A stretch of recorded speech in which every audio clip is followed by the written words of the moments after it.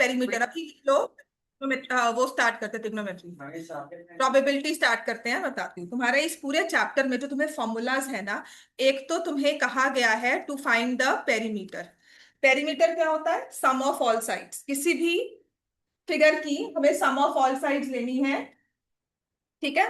तो लिखो for a square, जैसे कि अगर एक पैरेललोग्राम होगा तो sum of all sides, for a triangle sum of all sides we can find out, right? Perimeter, triangle, rectangle.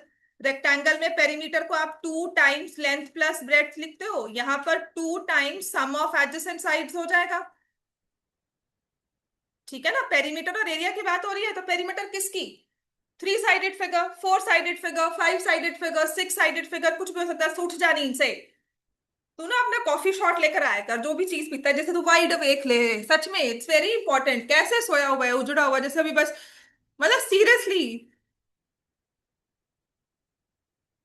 इतना तो और भी कोई नहीं है जितना तुम होते हो, बिल्कुल ऐसे सोए हुए कि बस मैं तो कुछ यहाँ पे ना लोरी सुना रही हूँ, बस तुम्हें अच्छी सी मीठी सी नींद आ जाएगी, है ना? उठ जा। पेपर में नंबर नहीं आने वाले ऐसे। 4 हो जाएगा, 4 इंटू साइड हो गया स्क्वायर। और सबसे फिर हमारा जो स्टार्ट होता है that is for a circle. तो सर्कल में पेरीमीटर आपका होगा 2 पाई आर। अब ये तो बहुत सीधा सा था, यहां से ले ले बेटा, चल शुरू कर जल्दी से काम, मैंने आधे फॉर्मूलाज लिखवा भी दिए हैं। तो सर्कल होगा 2 पाई आर, राइट? उसके बाद अब शुरू होता है कि when it is a semicircle, so what is the area, what is the perimeter if in case of a semicircle? तो आपको ये तो लेना है circular part which is pi r, ये समझ में आता है। और साथ में हमारी ये वाली बाउंड्री भी क्रिएट हो जाएगी जो है डायामीटर 2 आर। सरकमफ्रेंस होता है कंप्लीट, ये होगा पेरीमीटर। टू, हाँ, तो क्योंकि बेटा बाउंड्री को वो बनी ना तभी। सरकमफ्रेंस कंप्लीट सर्कल का हुआ। पेरीमीटर है जब हमने सर्कल को कट कर दिया तो उससे हमारे डायामीटर की एक बाउंड्री और आ जाती है। किसका सरकमफ्रेंस बोलोगे भी तो आप पेरीमीटर पूरा गिनोगे ना। सरकमफ्रेंस हम सर्कुलर पार्ट को गिन लेते हैं, हाँ, इस बेस की वजह से। अब अगर क्वाड्रेंट होगा, यूजुअली ना उसको सरकमफ्रेंस को सेपरेट कर लेते हैं। अगर ये क्वाड्रेंट है, 1/4 ऑफ अ सर्कल है, समझ में आ गई बात? ये 1/4 ऑफ अ सर्कल है, तो यहां से क्या हो जाएगा? 2 पाई आर डिवाइड बाय 4, इस वाले सर्कुलर पार्ट का 2 पाई आर डिवाइड बाय 4, और फिर से 2 आर ऐड कर दिया, तो that becomes pi r by 2 plus 2 r. ठीक है, pi r by 2 plus 2 r, ये बन गया ना हमारा फॉर्मूला। अब आते हैं इसी से, ये तो हमारा 90 डिग्री एग्जैक्ट एंगल था, यहाँ पे 180 एग्जैक्ट एंगल था। अब ऐसे ही हमारे पास आता है when we have a angle theta, मतलब हमारे पास बन जाता है एक सेक्टर, ठीक है? तो इस केस में हम निकालते हैं लेंथ ऑफ आर, तभी हम सरकमफ्रेंस को ना सर्कुलर वाले पार्ट पर ही ज्यादा यूज करते हैं, क्योंकि हमारा अब ये फिर से सर्कुलर पाथ आ गया ना। तो लेंथ ऑफ आर्क क्या होता है? फिर से हमने सरकमफ्रेंस लिया और सेंटर में जो एंगल बन रहा है थीटा, डिवाइड बाय 360 कर दिया। अब अगर बात होगी पेरीमीटर ऑफ सेक्टर, बात समझ में आया? पेरीमीटर ऑफ सेक्टर तो क्या लिखोगे बच्चों? आप लिखोगे लेंथ ऑफ आर्क जो ये निकाली है +2 आर, ये भी आर है, ये भी आर है। तो पेरीमीटर और बाकी सरकमफ्रेंस में समझ में आया ना फर्क क्या हुआ? सरकमफ्रेंस यूजुअली सर्कुलर पाथ को बोलते हैं, क्योंकि लेंथ ऑफ आर्क भी है, क्योंकि हमारे पास सेमी सर्कल है, क्वार्टर सर्कल है। तो सरकमफ्रेंस हम सर्कुलर वाले पाथ को ले लेते हैं, और फिर पेरीमीटर में वी ऐड रेडियस। अब ये तो हमारे थे सारे के सारे पेरीमीटर वाले क्वेश्चन, जिसमें ब्रॉडली आपका यही काम, यही सब यूज होता है। फिर हमने इस चैप्टर में एरिया को लेकर कुछ चीजें की थी। तो first of all what we did was, लिखो, sorry, तो इसके बाद ना जब हम एरियाज की बात कर रहे थे तो एरियाज में ब्रॉडली हमारे पास आया था कि if we have parallelograms on same base and same between same parallel lines, parallelogram on same base between same parallel lines have equal area. Parallelogram on same base and between same parallel lines have equal area, ठीक है।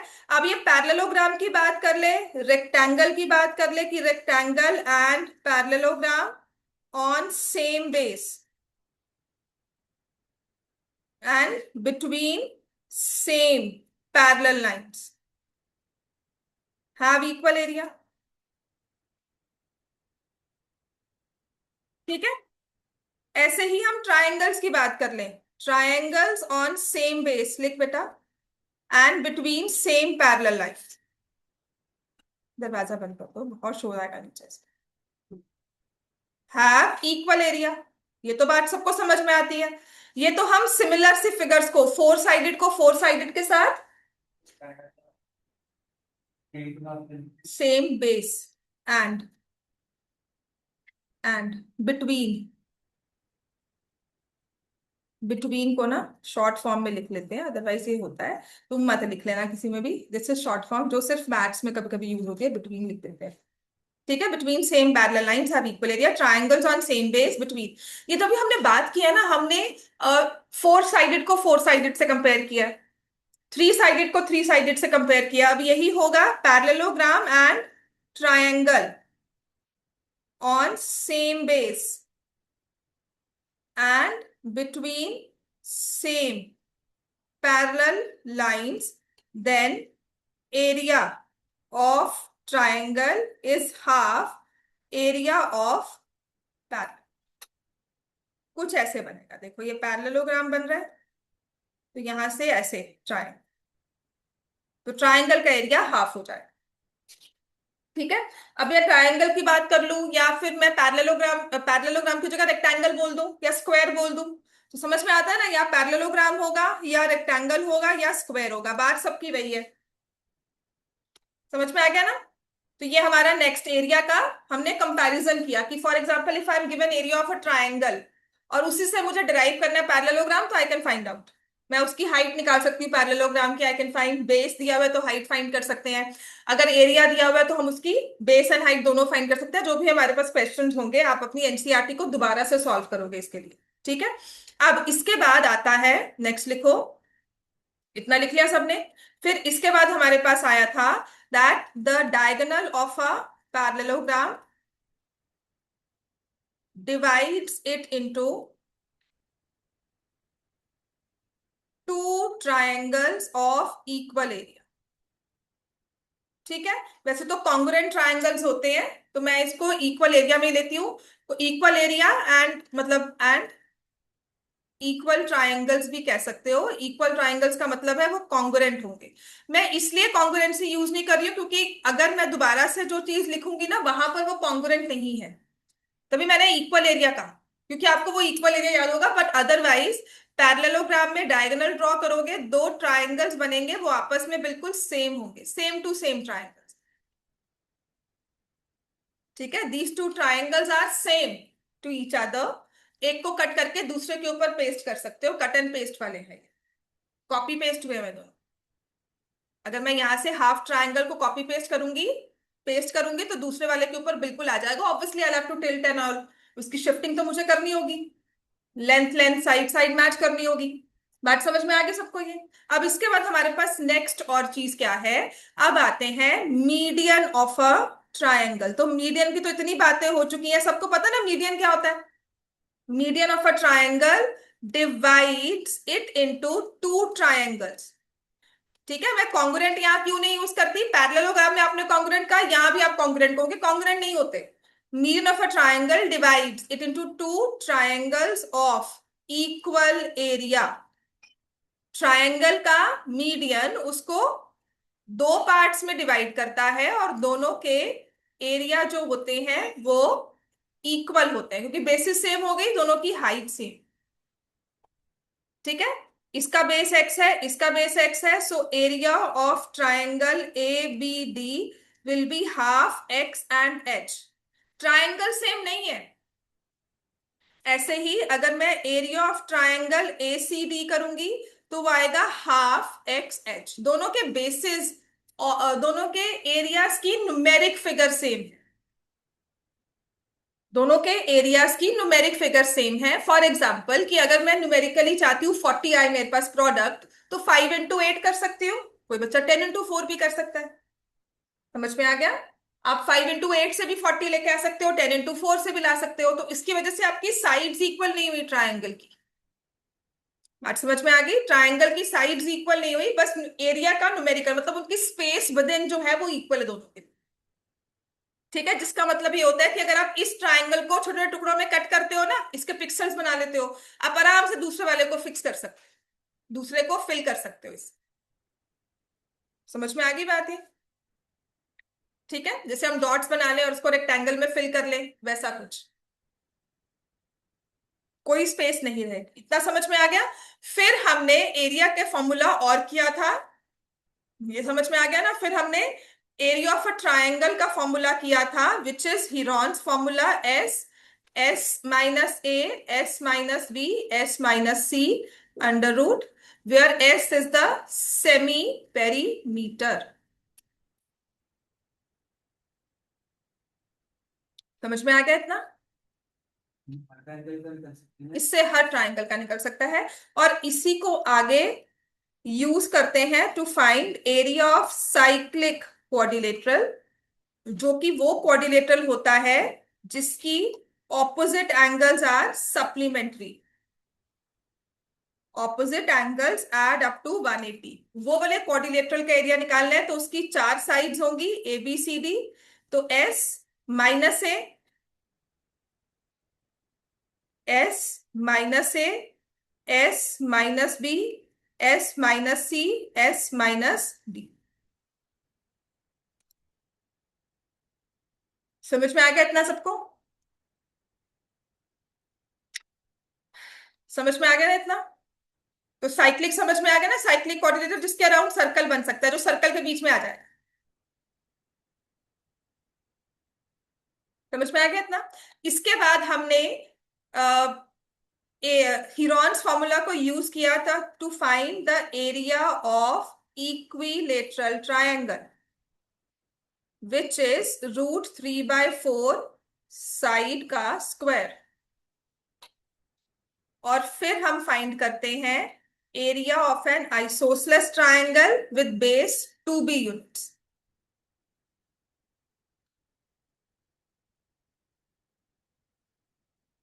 ये isosceles triangle है जिसका base 2b है और sides a और a। ठीक है, समझ में आ गया इतना?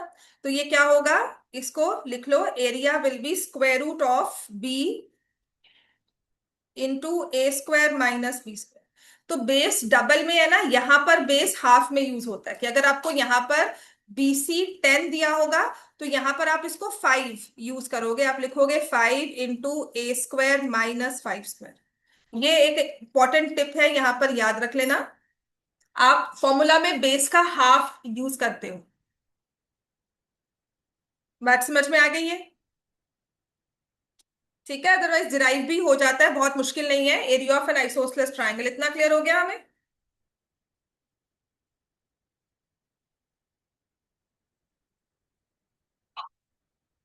फिर एक चीज मैंने आपको और करवाई थी, to find the length of altitude in a triangle,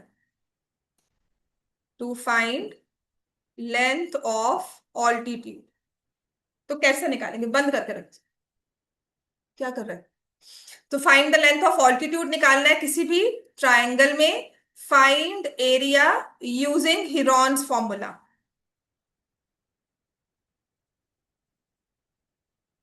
तो जो एरिया निकला होगा, ये वाला area is equal to half into base into height.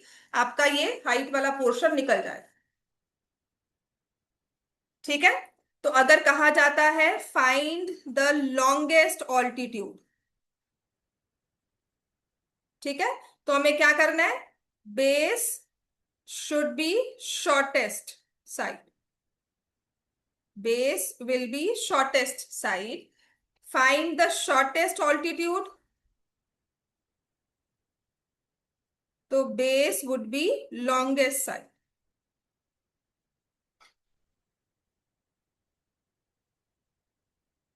बात समझ में आ गई? तो ये एक सेकेंडरी टॉपिक मैंने आपको इसमें करवाया था।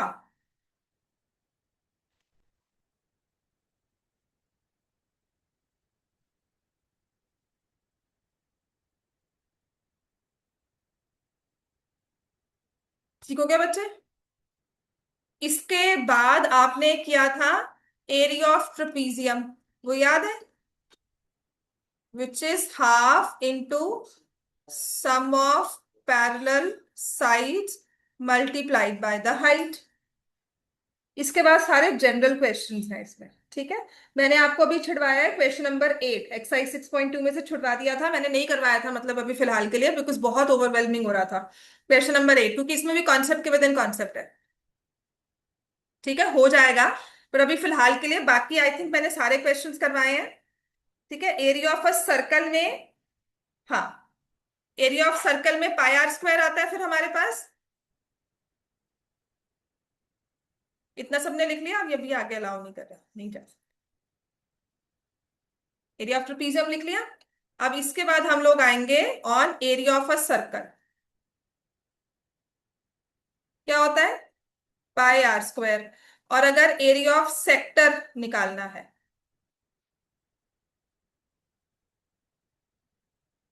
With angle theta, pi R square theta by 360 degrees.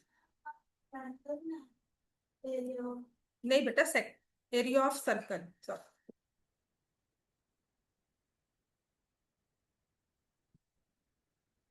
Area of circle is pi R square theta by 360 degrees. Area of a circle is pi r square theta by 360. So area of sector is pi r square theta by 360. Area of circle is pi r square. Area of sector is pi r square theta by 360 degrees.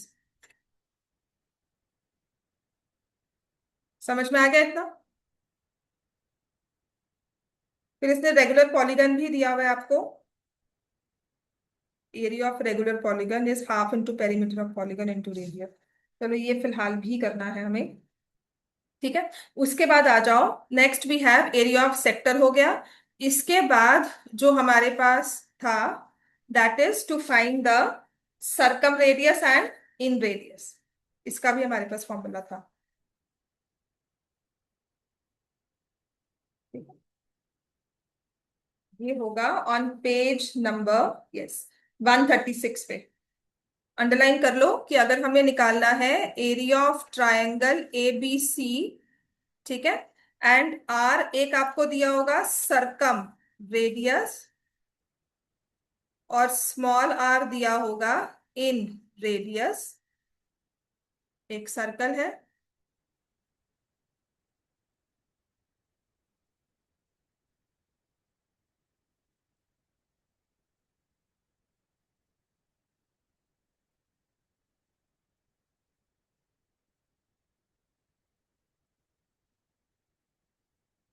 ये उसकी सरकम radius है, तो सरकम radius के साथ area of triangle is A B C by 4 are.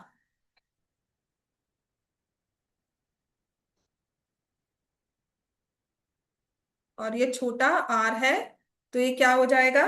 Are into A plus B plus C divide by 2।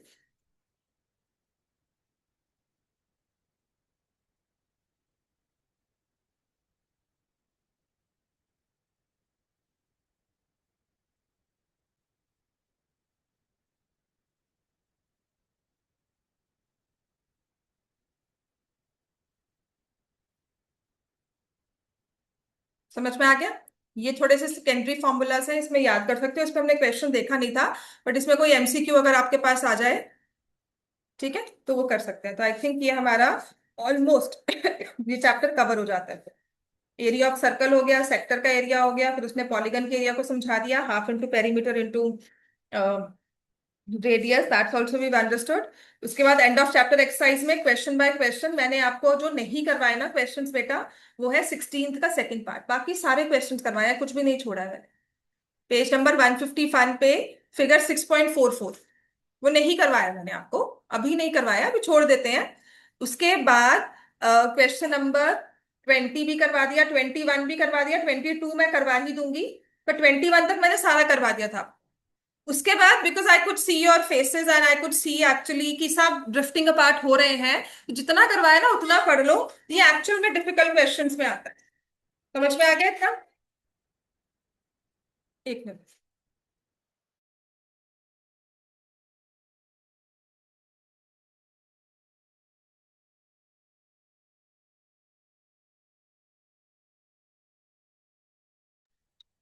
ठीक है, तो आज ना थोड़ा सा प्रोबेबिलिटी स्टार्ट कर लेते हैं। जितना भी इंट्रोडक्शन है प्रोबेबिलिटी स्टार्ट करें, और बहुत इजीली हो जाएगा। प्रोबेबिलिटी बहुत मुश्किल नहीं है आपकी प्रोबेबिलिटी, ठीक है। तो प्रोबेबिलिटी होता क्या है कि अगर मैं आपको टेस्ट दूं और मुझे समझ में आए कितनी प्रोबेबिलिटी है कि सब प्रेजेंट होंगे, सब आएंगे, या दिव्यम कल की क्लास में आएगा कि नहीं आएगा, व्हाट इज द प्रोबेबिलिटी, वो सोया रह गया और नहीं आएगा, है ना, ये एक दिन आता है 2 दिन छुट्टी मारता है, राइट। तो probability is when we estimate something. Guess work नहीं होता, गेसिंग होता है तुक्का कुछ भी मार दिया। मैं पूछ रही हूँ आंसर क्या है, आप मुझे को मैम आंसर 40 है, कैसे पता नहीं, बस ऐसे ही तुक्का मारा है, ठीक है। या 4 ऑप्शंस दिए होते हैं, आप कभी भी कोई भी ऑप्शन एमसीक्यू हम आगे करेंगे और आप कह रहे हो ना कि मैं तुक्का मारा और आंसर सही आ गया, then I always ask you कि कुछ सोचा था मार्क करने से पहले, तो आप कहोगे नहीं ऐसे ही लिखा random, that's a different thing all together. लेकिन अगर आप मुझे कहते हो ना कि मैम नहीं सोचा था कि ये 40 दिया हुआ है, यहाँ पे थोड़ा फॉर्मूला लगाया, इसके आसपास आंसर था तो मैंने ये मार्क कर दिया, दैट इज कॉल्ड एस्टिमेट। कि हमने गैस नहीं मारा, ब्लाइंड गैस नहीं किया, हमने कुछ कैलकुलेशंस के बाद आंसर निकाला, ठीक है। तो प्रोबेबिलिटी होती है जब हम थोड़ी सी कैलकुलेशंस करके answer, obviously we can not predict the future कि ऐसा ही होगा, ठीक है। सो टुडे सबसे इजी है कि अगर आज मैं एक डाइस रोल करती हूँ, सब खेलते हैं लूडो, सबको पता है डाइस रोल किया तो कौन सा नंबर आएगा, आपके दिमाग में क्या आता है, आप क्या सोचते हो क्या आता है? 1 to 6 नहीं, अगर आपको जनरली मैंने डाइस रोल किया और मैं ऐसे बंद कर लूं तो आप क्या नंबर बोलोगे? 6, है ना। और अगर एक्चुअल 6 आए तो सब सही है, पर क्या होता है ऐसा, हर बार 6 आता है, हर बार सोचते हैं 6 आया और नहीं आता, है ना। तो प्रोबेबिलिटी होती है कि हमें पता है 1 से लेकर 6 आएगा, लेकिन एक्चुअली क्या आ रहा है, बात समझ में आ गई। प्रोबेबिलिटी होता है कि मुझे पता है कि 1 से लेकर 6 तक कुछ भी आ सकता है, तो जो हम ये सोच रहे हैं ना, हम इसे क्वांटिफाई कर रहे हैं, हम इसे एक वैल्यू दे रहे हैं कि 6 के आने के कितने चांसेस हैं, 5 के आने के कितने चांसेस हैं, 3 के आने के कितने चांसेस हैं। कॉइन लिया, कॉइन, सो अगर मैं कॉइन को फ्लिप कर रही हूं तो हेड आएगा या टेल आएगा, मैंने कॉइन को फ्लिप कर दिया और बंद करके बताया, अब बताओ हेड आएगा टेल आएगा, तो कोई बोलेगा हेड, कोई बोलेगा टेल, है ना। अब दो ही ऑप्शंस है, आइदर यूल से हेड और यूल से टेल। तो जो हेड वाले हैं, मान लो टेल आ गया, जो हेड वाले हैं वो तो क्या कहेंगे, हम जीत गए, हम हार गए, और टेल वाले कहेंगे हमने तो टेल ही कहा था। और that we know is pure guess work, that's pure guess work या इंट्यूशन है हमारा कि हमें टेल में जाना था, पर हमें पता था कि जितना टेल के चांसेस है उतने ही हेड के चांसेस है, ठीक है। तो जो हम प्रोबेबिलिटी करते हैं ना, लिखो आपकी बुक में आप पढ़ोगे भी, प्रोबेबिलिटी सबसे इजी टॉपिक है जो आपके सिलेबस में है। ये मेजरमेंट है, लिखा है ना, how we measure quantities like length, area, volume, ठीक है। हम इवेंट्स को मेजर करते हैं कि मैं आप प्रोबेबिलिटी देख रही हूँ, सोच रही हूँ कि पेपर तुम्हारा कितना इजी कितना मुश्किल होगा, ये क्वेश्चन के चांसेस कितने हैं आने के, मैंने क्यों छुड़वा दिया वो क्वेश्चन, मुझे प्रोबेबिलिटी कम लगी यार, इतना मैं डिफिकल्ट नहीं डालूंगी, सारे बच्चे में बैठकर हवाइयां उनके शहरों पे उड़ रही होगी, सो इंस्टेड ऑफ सेइंग मैं इजी क्वेश्चन डाल दूंगी, डायरेक्ट फॉर्मूला वाले डाल दूंगी।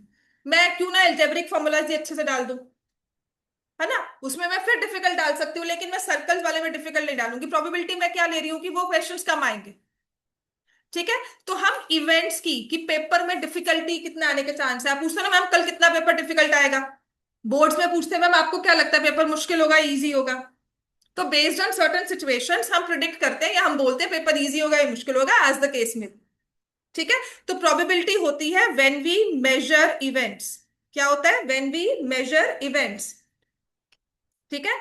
और मेजर भी उसने लिखा है लाइकलीहुड ऑफ इवेंट्स, कि कितने चांसेस है इवेंट के होने की या ना होने की, बारिश होगी,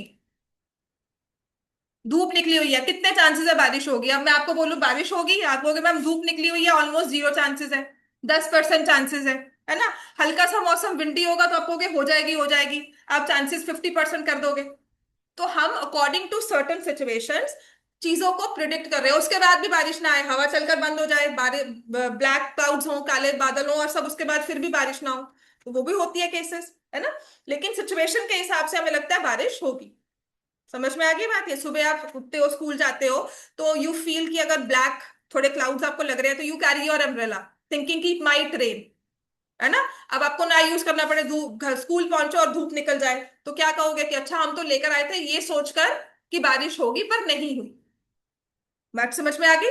तो ये चीज होती है when we measure probability, we measure likelihood of a events. तो ये हमें कुछ चीजों को, फ्यूचर को बेटर अंडरस्टैंड करने में, प्लानिंग करने में हेल्प करती है, बात समझ में आ गई? सो इफ टुमारो, जैसे if I am travelling to a region which is prone to rainfall, कभी भी बारिश हो सकती है, so I would be very careful to carry my umbrella. मुझे प्लानिंग का पता कि नहीं, उसमें बारिश कभी भी हो सकती है, कल भी हो सकती है, परसों भी हो सकती है, कभी खड़े खड़े बारिश हो जाएगी। There are cities in India जहां पर आप बारिश, बादल है and next moment it's raining for like 15 minutes, it'll rain and then it'll be quite. ऐसी सिटीज होती हैं, ठीक है ना? तो अगर मुझे पता है मैं वहां ट्रैवल कर रही हूँ, तो as a precautionary sake I will take my umbrella with me, कि अच्छा कुछ तो लेके जाऊं ताकि प्रोटेक्शन रहे। बात समझ में आ गई? तो ये हमें प्लानिंग के लिए हेल्प करती है प्रोबेबिलिटी। ठीक है। तो अब जो ये इवेंट्स की बात कर रहे हैं ना, ये होते हैं रैंडम इवेंट्स। इवेंट्स ये नहीं है जैसे साइंस में यू मिक्स टू केमिकल्स, दो ऑक्सीजन, दो हाइड्रोजन, एक ऑक्सीजन, पानी बन जाए, वो इवेंट नहीं है, वो तो श्योर इवेंट्स है, पता है। तो ये रैंडम इवेंट्स होते हैं, they work under uncertain conditions. जैसे डाइस को थ्रो किया, थ्रो करने पे कुछ भी आ सकता है, लेकिन किस साइड पर आएगा हमें नहीं पता। ठीक है। सो रैंडम इवेंट्स उसने क्या लिखा है? We know the possible outcomes. It will rain today or it will not. Our school team will either win, draw, or lose the hockey match. One student will choose to perform at the school assembly. ठीक है? So there's an element of chance or randomness involved every time a certain event takes place.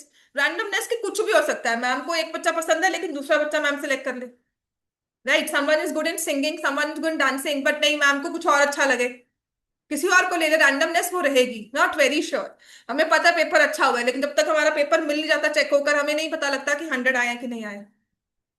मुझे पता है, मैंने अपना पूरा JEE mains का paper check किया, देयर आर पीपल हु से ना कि मैं तो पूरा क्रॉस चेक किया था और फिर मेरे इतने मार्क्स बनते हैं, एक्चुअल पेपर में मार्क्स आए नहीं। होता है ना? आप कहते हो मैम सारा सही है, सारा सही है, और आते हो 98 है या 95 है, 5 नंबर गलत हो गया, तो ये क्या है? पेपर तो सही करके आए हो। रैंडमनेस है। बात समझ में आ गई? This is randomness, right? तो 100% से तो हम कुछ भी प्रिडिक्ट नहीं कर सकते, है ना? और कभी कभी कुछ इवेंट्स होते हैं जिनको हम कहते हैं कि they are impossible. Impossible events, random events होंगे विच आर, क्या बोला था मैंने? रैंडम इवेंट्स में मैंने एक बात अभी बोली थी कि रैंडम इवेंट्स हैं इन विच आउटकम चाहे फिक्स है, पर क्या आएगा, मतलब जैसे फॉर एग्जांपल आप डाइस लेते हो, मैंने एक बात बोली थी मुझे भूल गई, आई सी द रिकॉर्डिंग नाउ। चलो, इवेंट्स में इम्पॉसिबल इवेंट्स होते हैं। इम्पॉसिबल जैसे कि मैं डाइस थ्रो करूं और मैं कहूं मैं डाइस थ्रो करूंगी और नंबर 7 आएगा, तो आपको पता है मैं फेंक रही हूँ, या किसी ने कहा मैं तो कल डाइस थ्रो किया और नंबर 7 आया, तो आप क्या बोलोगे? एवी कुछ भी, है ना? तो वो कुछ भी होता है इम्पॉसिबल इवेंट। ठीक है। मतलब मेरे तो 101 मार्क्स आएंगे, है ना? 101 कहने का मतलब उसका एक्सप्रेशन है कहने का कि फुल मार्क्स आएंगे, है ना? लेकिन आएंगे तो 100 ही अगर आ सकते हैं, तो 101 आना इज एन इम्पॉसिबल इवेंट। ठीक है। और जैसे ट्रेजर फाइंड करेंगे कि खोदो जमीन हमें नीचे खजाना मिलेगा, तो दैट वी से इज एन इम्पॉसिबल इवेंट। तो इम्पॉसिबल की प्रोबेबिलिटी जो होती है वो 0 होती है। Probability of of an impossible event is 0। probability of an impossible event is 0।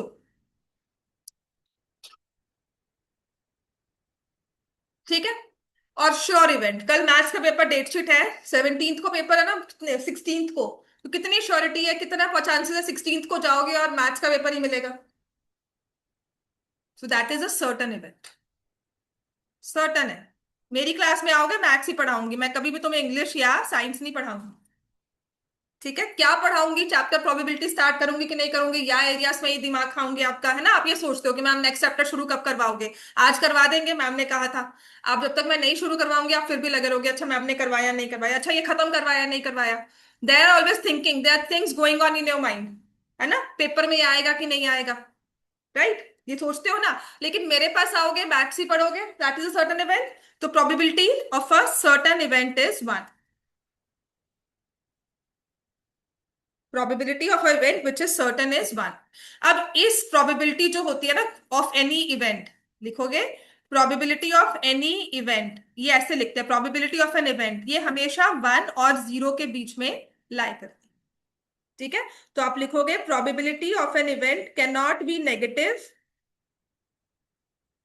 है ना हमारे, can not be more than one, can not be negative, can not be more than one. देखो ना, फॉर एग्जाम्पल पेज नंबर 155 निकालो।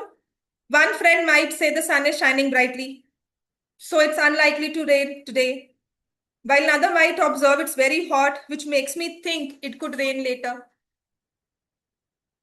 ठीक है, so in both cases they are predicting rainfall based on how they interpret the present weather conditions. तो ये होती है subjective probability. ठीक है, ये होती है सब्जेक्टिव प्रोबेबिलिटी, कि मुझे नहीं पता ये क्वेश्चन आएगा कि नहीं आएगा, लेकिन मुझे पता है एलजेब्रा में से इतना आएगा, चैप्टर 2 में से इतना है, इतने मार्क्स का आएगा। तो अगर इतने मार्क्स का आएगा तो हो सकता है ये क्वेश्चन आए, दो क्वेश्चंस में आई गिव बेटर चांस, मैं कहूंगी ना ये ज्यादा इंपॉर्टेंट है। ठीक है ना, तो एक होती है सब्जेक्टिव प्रोबेबिलिटी जो हम अपनी सोच के हिसाब से करते हैं। समझ में आ गया? ठीक है, प्रोबेबिलिटी डील्स विद अनसर्टनिटी और चांस, इंक्रीजिंग इज ऑब्जेक्टिवली। अच्छा, अब हम क्या करते हैं, रैंडमनेस को उसने डिफाइन किया हुआ है, 156 पेज पे ले लो। In which you can not predict exactly what will happen. पता है क्या हो सकता है, लेकिन एग्जैक्टली exactly क्या होगा वो नहीं पता। बात समझ में आ गई? In which you can not predict exactly what will happen, that if I toss a die, if I throw a die, I know number 1 to 6 will come, 1 से 6 तक कुछ भी आ सकता है, लेकिन क्या आएगा वो डिपेंड करता है उसके थ्रो करने पर। ठीक है, आप स्पिन करते हो, लाइफ गेम खेलते हो, स्पिन करते हो, और स्पिनर में हम बोलते हैं 8 आ जाए, हमने तो 8 नंबर चूज किया था, that is just a thought, that is just thinking, लेकिन एक्चुअल क्या आता है वो डिपेंड करता है उस इवेंट के होने के बाद। तो रैंडमनेस वो हो गया, tossing a coin, rolling a die. ठीक है, अच्छा जब हम एक इवेंट के आउटकम्स के बारे में बात करते हैं, नहीं, पहले आएगा एक्सपेरिमेंट्स और ट्रायल्स। ठीक है, तो अब हमने बात की इवेंट्स की, इवेंट समझ में आ गया ना, और ये हमारा रैंडम इवेंट है। अब इसके कितनी बार हम कितना इसको, कितनी बार इसको रिपीट कर रहे हैं, ठीक है, तो उसको हम बोलते हैं एक्सपेरिमेंट्स और ट्रायल्स।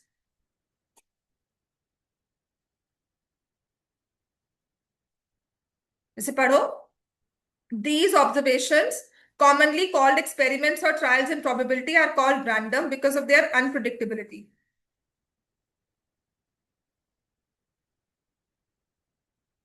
ठीक है, तो एक्सपेरिमेंट होता है एक बार कॉइन टॉस किया, 2 बार किया, ट्रायल्स है कि एक बार थ्रो किया, 2 बार थ्रो किया। So number of times that event happens, number of times that event happens।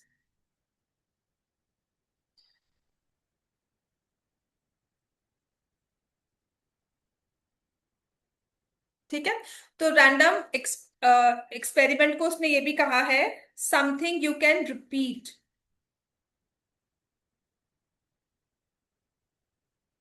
Something you can repeat, like tossing a coin, where every time you do it the result will be different and you cannot know the outcome in advance।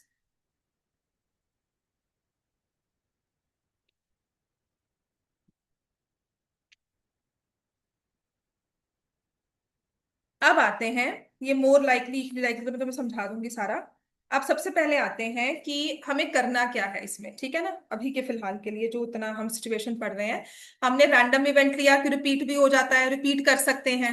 अच्छा, एक होती है हमारी experimental probability, जो तुम्हें समझ आएगी कि हम बात किसकी कर रहे हैं। ठीक है, और एक होती है हमारी थ्योरेटिकल प्रोबेबिलिटी। ठीक है, प्रोबेबिलिटी कहते हैं शुरू कैसे हुई थी, कि एक कॉइन मिला किसी को, वो कॉइन को थ्रो कर रहा है, तो कभी हेड आ रहा है, कभी टेल आ रहा है, फिर दूसरी बार किया 1 टाइम, है ना। तो आई सी अगर यहाँ पर हेड और हमारे पास है, मुझे ढूंढना पड़ेगा इसमें, एप्लीकेशंस में होगा।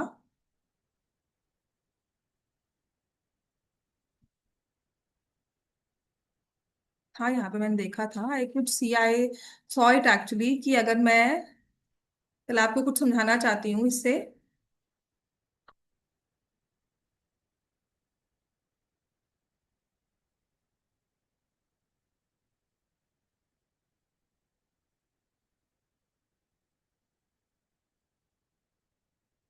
बाद की बात करेंगे, था इसमें एक्सपेरिमेंट होता है that if I want to throw a, मैं एक कॉइन को टॉस कर रही हूँ, ठीक है। मैंने पहली बार मेरा फर्स्ट टॉस हुआ, मान लो हेड आया, ठीक है। ये एक्चुअली वैसे तो मैं करती हूँ कि I take a coin and we throw it repeatedly and then we note the outcome. Second उसने सेकंड बार थ्रो किया, फिर हेड आया। थर्ड टाइम थ्रो किया, फिर हेड आया। फोर्थ टाइम पर टेल आ गया। फिफ्थ टाइम पर फिर हेड आ गया। सिक्स्थ पर टेल आ गया। स्पिन करते हो, कितनी बार लाइफ गेम खेलते हुए स्पिन करते हो, हर बार एक डिफरेंट नंबर आता है, कभी कभी रिपीट भी होते हैं।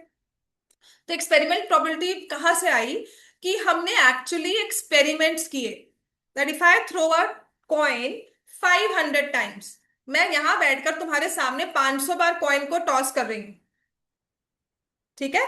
आई repeat it and I say let me do it 500 times. Experimental probability का क्या होता है, इसका मतलब मैं एक्चुअली उस इवेंट को कर रही हूँ, ठीक है। और एक्चुअली करने के बाद ना आउट ऑफ 500 मैं नोटिस कर रही हूँ 236 टाइम्स हेड आया और बाकी का कितना बचा, 264 टाइम्स टेल आया। It could be 300 200 also. बात समझ में आ गई। एक्सपेरिमेंटल में मैंने आपको बता दिया कि if I toss a coin 500 times, यहां बैठकर मैं आपको आज होमवर्क दूं कि नहीं बच्चों, 500 टाइम्स कॉइन को टॉस करके लाओ और हर बार टॉस पे हेड या टेल आ रहा है वो लिख कर लाकर आप मुझे काउंट करके बताओगे, ठीक है। तो सबके over the period of time जब ये ऐसा होना शुरू हुआ, एक प्रोबेबिलिटी बनी कैसे थी या प्रोबेबिलिटी का सारा कॉन्सेप्ट आया कैसे था, उन्होंने कॉइन्स को टॉस किया 1 टाइम 2 टाइम 10 टाइम्स, फिर बढ़ाया 100 टाइम्स, फिर बढ़ाया 500 टाइम्स, ठीक है। और 500 टाइम्स में एक्चुअली जो था ना, लास्ट वाली बुक में लिखा हुआ था कि इट वॉज 240 समथिंग, ऐसा कुछ नंबर था हमारे पास। आई एम नॉट वेरी, मुझे प्रॉपर याद नहीं पर इतना कुछ था, ठीक है। फिर उन्होंने नंबर ऑफ ट्रायल्स को ना इस टॉस को 1000 टाइम्स कर दिया, नंबर और पास में आ गए। 1000 में ना 498 502 ऐसा हो गया। समझ में आ गई बात। कहते कि जब हम नंबर ऑफ ट्रायल्स को बढ़ाते रहे ना एक्सपेरिमेंटल प्रोबेबिलिटी के, तो जो उनमें डिफरेंस है वो बहुत कम हो जाता है, क्योंकि दो आउटकम्स है, या हेड आएगा या टेल आएगा, ठीक है ना। तो अगर मैं कह रही हूं मैंने 500 बार टॉस किया और 236 टाइम्स हेड आया, तो इसके बेसिस पर अगली बार हेड आएगा, वो कहता है आपके चांसेस है 236/500, based on your past experiments, कि 500 में से 236 टाइम हेड आया था, ठीक है। तो ये जो कॉइन है ये ज्यादा ज्यादा टेल लेकर आता है। आप ये कहोगे कि इस कॉइन पर ज्यादा टेल आता है, इसका जो इंक्लिनेशन है टुवर्ड्स टेल साइड ज्यादा है, कि ज्यादा टेल आएगा इसमें। बात समझ में आ गई। तो ये होती है एक्सपेरिमेंटल प्रोबेबिलिटी, जहां पर मैं एक्चुअल डेटा देकर आपको प्रोबेबिलिटी फाइंड करती हूँ। फॉर एग्जांपल आप ट्रैफिक लाइट्स देख रहे हो, कितनी रेड कार्स पास की, कितनी ब्लू कार्स पास की, मैं आपको एक्चुअल नंबर दूं और मैं कहूँ अब आपका ब्लाइंड फोल्ड कर दिया, या मैं अब आपको बिल्कुल सीन कवर कर रही हूँ, आप बताओगे इतने, अगर जंक्शन पे इतनी कार्स खड़ी है तो कितनी रेड होंगी इसमें, कितने चांसेस है रेड कार्ड आने के, कितने चांसेस है ब्लू आने के। समझ में आ गई बात है। तो जब हम एक्चुअल या एक्सीडेंट्स होते हैं, तो कितने परसेंटेज ऑफ ड्राइवर्स की एज के हिसाब से मैं आपको डेटा दे दूं, ठीक है ना। I give you number of accidents and drivers जो एक्सीडेंट में इन्वॉल्व थे उनकी एज क्या थी, तो how likely is that a person aged in this group will have an accident. तो आप उस डेटा के हिसाब से, उस सिटी के हिसाब से, उसके हिसाब से आप लोग प्रिडिक्शन करोगे या उसके हिसाब से नंबर बताओगे इतने चांसेस है। That is called experimental probability. समझ में आया। और थ्योरेटिकल होती है कि क्या हो सकता है, जब हम उसको थ्योरी पार्ट पे लेकर चलते हैं कि कल मैं चाहे 1 लाख बार कॉइन को टॉस करूं, मुझे पता है आधी बार हेड आएगा आधी बार टेल आएगा, because theoretically I have two outcomes, one head one tail, so 1/2 1/2। Theoretically is when we do it without experiments, कि कितनी मर्जी बार कर लो हाफ हाफ ही होगा। समझ में आ गया। थ्योरेटिकल कहता है कि कल तुमने 1000 को 1000 टाइम्स को टॉस किया है, सो 500 टाइम्स टेल होगा और 500 टाइम्स ही हेड होगा। बात समझ में आ गई, right. This is called experimental probability. तो अभी फिलहाल के ना ये equally likely of scale of probability ये सब मैं आपको समझाऊंगी, ठीक है। ये जब हम लोग एक्चुअली करेंगे ना काम इक्वली लाइकली टर्म्स तब समझेंगे। पर अभी फिलहाल के लिए अगर मुझे आपको करवाना है ना, अपनी एक्सरसाइज 7.1 पे आओ। तो इसने कुछ इवेंट्स दिए हैं या ऑब्जेक्टिवली प्रोबेबिलिटी को मेजर करना, इसमें क्या इसमें काम दिया है, रिलेटिव फ्रीक्वेंसी, कुछ नहीं है, बहुत इजी होती है। ये तो पहले एक्सपेरिमेंटल प्रोबेबिलिटी ही आती है, तो इसमें तो यहाँ पे केसेस दिए हैं। यहाँ पर I will let me give you a number, हम लोग पिछली बुक से उठाते हैं डेटा, है ना, प्रोबेबिलिटी का, which will actually help you कि एक्सपेरिमेंट प्रॉपर्टी होती क्या है। अच्छा, ये लिखो, ठीक है ना। ये सब चीजें हम कल पढ़ेंगे आराम से, और कॉन्सेप्ट पढ़ेंगे, अभी और पढ़ाऊंगी ना नींद आ जाएगी फिर नेक्स्ट क्लास में भी सो के जाके। चलो नेक्स्ट लिखो। हाँ सही बात है, प्रोबेबिलिटी बहुत थ्योरेटिकल है। देखो मैं जो एक्सीडेंट और एक्सीडेंट वाला कह रही थी ना, वो यहाँ से इस बेसिस पे बोल रही थी। यहाँ पे लिखा था age of driver in years, और ये है 18 to 29, 30 to 50, above 50, ठीक है। और ये है एक्सीडेंट्स इन 1 ईयर। लिख लो बेटा, ये तुम्हारा यही डेटा उठाकर तुम्हें दे देंगे। ये है 0, 1, 2, 3/3। डेटा को पढ़ना है एक्सीडेंटल एक्सपेरिमेंटल प्रोबेबिलिटी में ना, ये तुम्हें डेटा बना कर दिया, ठीक है, बड़े अच्छे से। अब यहाँ लिख दिया 440, 505, 360, 160, 125 एंड 45, ठीक है। तो अगर एक ड्राइवर के साथ तुम्हें ट्रैवल करना है कि नहीं करना, तुम उसका प्रीवियस हिस्ट्री निकाल कर देखोगे ना। एक एक्सीडेंट हुआ है पूरी जिंदगी में, उसने सिर्फ एक ही किया है, तो आप क्या कर लोगे, नहीं सेफ है जाना इसके साथ, करोगे कि नहीं करोगे। अगर एक पायलट अच्छा है कि नहीं अच्छा है, कैसे हम डिसाइड करते हैं, उसकी फ्लाइंग हिस्ट्री नहीं देखते कि नहीं। अभी जब क्रैशेस होते हैं तो जैसे the pilot was very reliable, उसने तो इतने इतने प्लेन करे हुए हैं, तो उसको कैसे आप कह सकते हो। तो this is was an accident not because of the pilot, कहते हो कि नहीं कहते हो। यू माइट हैव हर्ड कि गलती पायलट की निकाल देते हैं कि प्लेन क्रैश हुआ, then we look at the past record, they give you the past record of the pilot कि नहीं नहीं ऐसा कुछ नहीं केस था, is a very reliable person, उसने इतनी फ्लाइट्स की हैं।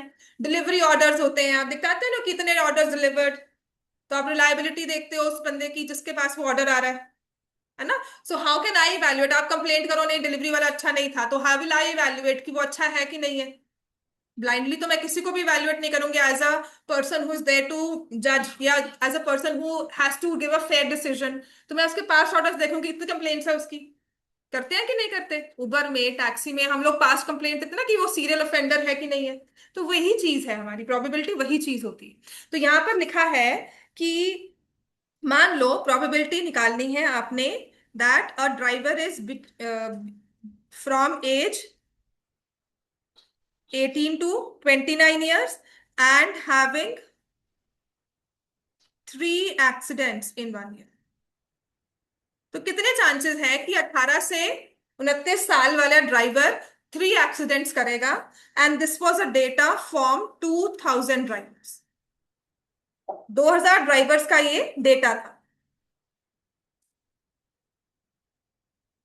समझ में आ गई बात है। तो आप देखोगे 18 to 29 में 3 एक्सीडेंट्स करने वाले कितने ड्राइवर हैं, 61। टोटल एक्सीडेंट्स कितने हुए, कितने ड्राइवर्स हमने लिए, 2000।